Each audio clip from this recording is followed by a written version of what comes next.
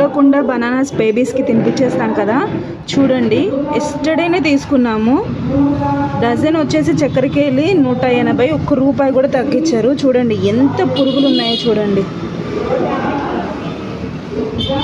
దీని నిండా పురుగులే ఉన్నాయి. మా సిస్టర్ సన్కి తినిపిద్దామని తీసాను. సడన్గా ఏదో కదులుతుందని చెప్పి చూశాను. చూడండి ఎన్ని పురుగులు అంటే, మీకు కనిపిస్తుందో లేదో నాకు తెలియదు, కానీ ఇక్కడ ఒక దగ్గర మాత్రం క్లియర్ కట్గా అది మూవ్ అవుతుంది. చూడండి, అది చూడండి.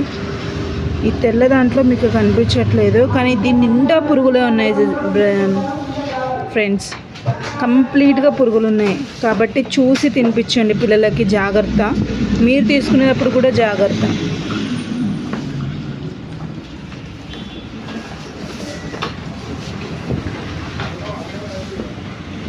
సో దీన్ని బట్టి నేను ఏమంటానంటే, ఇది మన తప్పు, అమ్మిన వాళ్ళ తప్పు కూడా కాదు. కాకపోతే పగిలిన కాయలు ఉంటాయి కదా, అది మనం చూడాలి. ఇది పగిలింది. పక్కన కాయ కూడా చూడండి, ఇలా పగిలి ఉన్నది.